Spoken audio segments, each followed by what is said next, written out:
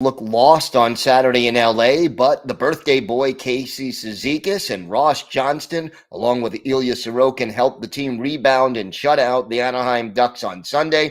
We'll talk about the win, the loss, and two key injuries that happened over the weekend. All that and more coming up on this episode of the Locked On Islanders podcast.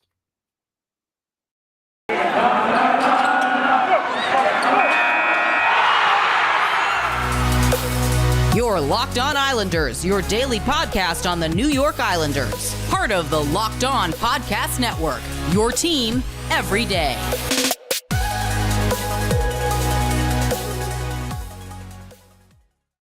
All right, everybody, and welcome to the Monday edition of the Locked On Islanders podcast. Hope everybody had a great weekend, and thank you for making Locked On Islanders your first listen every day. We are free and available on all platforms. Today's episode is brought to you by BetOnline. BetOnline has you covered this season with more props, odds, and lines than ever before. BetOnline, where the game starts. We've got a lot to discuss on today's show. A big win on Sunday over the Anaheim Ducks, courtesy of Mr. Sorokin, Cizikas, and Johnston. We'll talk about a frustrating loss to the LA Kings on Saturday and two key injuries that the team suffered on Saturday and what the cost of those injuries will be long term. We also have a listener question and our Islanders birthday of the day. If you've got something Islanders related on your mind, if you have a question, a comment, a topic that you'd like us to talk about on the show, feel free to send us an email to lockedonislanders@gmail.com. And if you leave your first name and where you're from, we are happy to mention you on the show when we talk about whatever it is that's on your mind. You could also follow the show on Twitter at LockedOnIsles, and you could follow me, Gil Martin, on Twitter at IceWars, NYRVSNYI. We'll keep you up to date on all the latest Islanders news, notes, and happenings, and I am live tweeting during nearly every Islanders home and road game. So, over the weekend, games 3 and 4 of the Islanders' 5-game Western road trip and a split decision Saturday. A difficult performance. The Islanders came out looking rather flat, and they lost to the LA Kings. Then on Sunday at Anaheim, the Islanders bounced back with a strong Islanders type of performance. A 4-0 shutout win over the Anaheim Ducks, and Sorokin gets the shutout. 2 primary assists for Ross Johnston, and a nice, strong game for Casey Cizikas on his birthday, no less. So overall, that was more of what the Islanders were looking for. And, you know, if you sort of built up the equation of how the Islanders succeed, I think Sunday's game was that to a T. You can check all the boxes. The Islanders got that big first goal, which is always important for them. And they got the second goal, which really changed things for the third period. They got strong goaltending, which overcame a sluggish first 7 or 8 minutes where the Ducks were really getting a lot of shots and a lot of chances. And yet Ilya Sorokin came up with some big saves at that point to really help the team overcome the opportunities that they were allowing. And after that, when the Islanders got their lead, all of a sudden, the Ducks were getting shots on goal. But in the last 40, 45 minutes of the game, with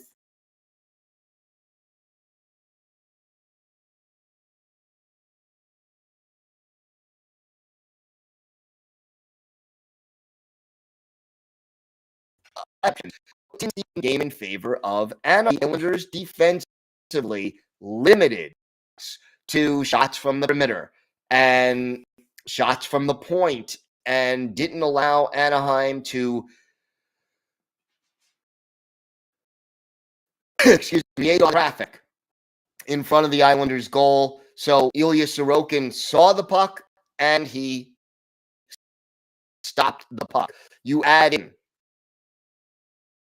a performance by Cizikas, a goal and an assist. Add 2 primary assists for Ross Johnston, a breakaway goal by Kiefer. All just a very strong performance. And oh, by the way, Noah Dobson, another goal on his shot, a +2 for Noah Dobson, and he continues to show additional maturity. So, realistically speaking, this was Islanders exactly the way you want it to be. And the Islanders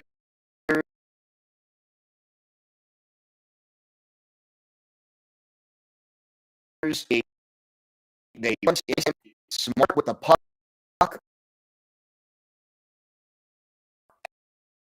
and did what they needed at time. This is something that do when he has the luxury of doing when his team is ahead. Most minutes, Ilya Sorokin, 18 minutes, 31 seconds, at least among the forwards. Least amount of minutes, Oliver Wahlstrom, 10:07. But again, not a huge between the two teams. The kill remained strong. That is another feature of IT. And look, Andy Green back in the lineup on Sunday. He ended up scoring a goal, which was great to see. And Ashton Aho added another assist. He has been picking up a lot of. So overall, you just this was hockey. And one more statistic that I think, and what a strong game this was for the 7, count them, 7. And even early in the game, when Ducks were getting a lot of opportunity on net, and some of them were quality chances, that's when the Islanders started blocking a lot of shots. So it really, really was Islanders hockey to a T, and you got to give credit because, look, Saturday against the Kings, the Islanders were just flat. They were sloppy. They looked a step behind. They were taking bad penalties. Semyon Varlamov didn't look all that sharp, gave up what really was an own goal. There was such a thing in the National Hockey League where it went through his legs. Off the face-off, the Islanders won the hit off of a defenseman and went between Varley's legs, and Varlamov just didn't seem ready for that shot. So, the difference, credit to the Islanders for bouncing back and playing their game on Sunday after a mediocre at best performance on Saturday. And this is what they're going to need to do moving forward when you're talking about a game on Tuesday to close out this road trip against the Colorado Avalanche, one of the best teams in the league. I'm looking at the shot chart here, okay? I always talk about the importance of the shots, a little triangle between the two face-off circles into the crease. Well, to be honest with you, out of the shots that the Ducks took in this game, and we mentioned there were 34 of them, only 6 of them, 6 out of 34 came from those high danger areas. And that is a testament to the defense that the Islanders played in front of Ilya Sorokin last night. They didn't play that way in front of Varlamov. He got almost no support to speak of on Saturday, but definitely got the support on Sunday. All right, when we come back, we will discuss 2 important injuries that the Islanders had to deal with. 2 players who missed Sunday's game after getting hurt on Saturday. And we will have our listener question, which has to do with a couple of things about Mathew Barzal. And, of course, we still have our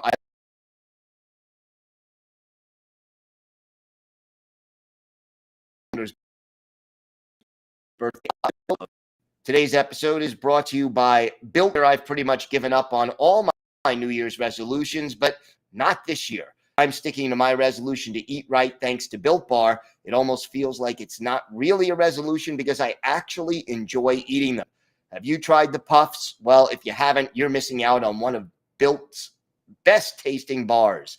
Puffs are the first ever protein-infused marshmallow. They're fluffy, they're marshmallowy. They're not just a protein bar, they're a treat, and they're covered, like all Built bars, in 100% real chocolate. Puffs are a fan favorite with some incredible flavors like yummy cinnamony churro, coconut marshmallow, and my personal favorite, banana cream pie. So good. These are going to be your new favorites. And look, most Built bars contain just 130 calories, only 4 grams of sugar, 4 net carbs, but pack 17 grams of protein. Compare that to a candy bar, which usually carries 240 calories, 30 grams of sugar, and dozens of net carbs. At Built Bar, they're all about the taste. They make it taste delicious first, then figure out how to make it healthy. And I don't know how, but they pull it off every time.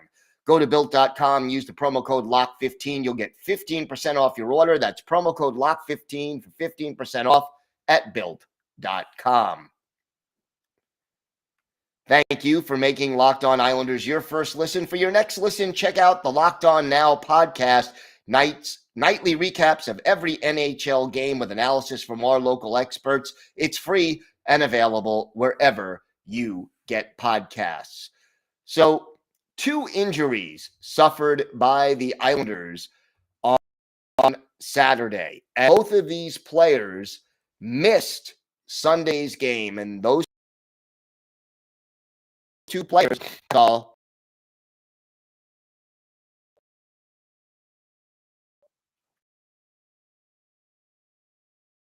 and not have outlined if you are the nurse. So, yeah, that was a difficult to overcome, and I did it on Sunday without their most dynamic offensive veteran. Both of them kind of considered day-to-day right now. We knew they weren't going to play last night against the Ducks. Look, I give credit to Barzal. He tried to get back into the game after he was hurt. You saw the replay if you watched the game Saturday, or you could check it out on YouTube. But Barzal really did a good job of trying to come back. You could see the pain on his face when the injury took place. He tried to shift, had no trouble skating in a straight line, but turning really seemed to cause him a lot of discomfort. And as a result, just not a good situation for Barzy. So hopefully, he's listed right now as day-to-day with a lower body injury. Zdeno Chara also considered day-to-day as of now. But I do need to, make sure that they do not lose those 2 players for an extended period of time, because he is an offensive player. And that brings me to our listener email. Malcolm from Long Island asks, been watching the channel for some time, love the podcast. I have a suggestion. It would be cool if you could possibly talk about the Islanders' forwards' potential, goal scorers, and who it would be nice to have on our team, and the future of Mathew Barzal. So here's the deal. As far as Mathew Barzal is concerned, Barzal's dynamic offensive on this franchise. He is an elite skater who changes direction on a dime, who is able to create time and space with his speed and puck handling ability. What he is not, however, is a sniper. Barzy is more of a setup guy than he is a finisher. He'll be good for 20 goals a year, 25, but he's never going to be that 30, 40, 50 goal scorer that makes him an elite offensive player, at least as a goal scorer. He will be an elite setup man and skater. The other younger Islanders on this roster with potential, Oliver Wahlstrom, who I think can be a 25 to 30 goal guy, and Kiefer Bellows, who I think more will fit into the 20 to 25 goal situation. Although, again, as a power forward, Bellows takes a little longer. Most power forwards take a longer time to develop at the NHL level than speedy guys or smaller forwards. because they have to rely on their physicality, and suddenly there is an adjustment to make when playing against grown men as opposed to playing against teenagers and juniors. So, to me, neither Bellows nor Wahlstrom to me are going to be elite snipers, your 30, 35, 40 goal guys, but they can be solid contributors in the 20 to 25 goal a year range in the not too distant future, assuming they continue their development. And we saw that on Sunday with Bellows getting the goal and Wahlstrom getting an assist. Also, by the way, Josh Bailey back in the lineup Sunday, Matt Martin out, and Ross Johnston in. As far as guys the Islanders should acquire, I'm not going to go through a list of names at this point because I think that's going to happen really in the offseason more than any other time. And I want to see who's available on the free agent market and in the trade market when we get to that point. And it's also going to depend a lot on who the Islanders trade away at the trade deadline, if anybody. But the Islanders need two things right now: a puck-moving defenseman to complement Noah Dobson, and they definitely need a sniper to complement Mathew Barzal. And, they need that Tarasenko or, somebody who's going to get them 35 to 40 goals a year. It doesn't have to be Mike Bossy or Alexander Ovechkin where the guy's putting in 50 or 60, although obviously that would be great. But get me a solid 35, 40 goal guy, a guy who opposing teams have to game plan for and take account of, a guy who would make the power play that much more dangerous, and someone who would take some pressure off of an Anders Lee, a Brock Nelson, and a Mathew Barzal, and make them even more effective because teams can't concentrate on them as much when they have to deal with the sniper. So, Malcolm, thank you so much for your question and for listening or watching the podcast. Greatly appreciated.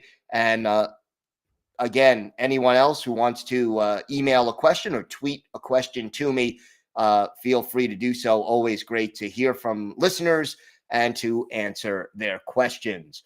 We've got more to come on this episode of the Locked On Islanders podcast. Our Islanders birthday of the day. I think you're going to know it because it was a Sunday birthday, but we'll get to that and more coming up on the Locked On Islanders podcast.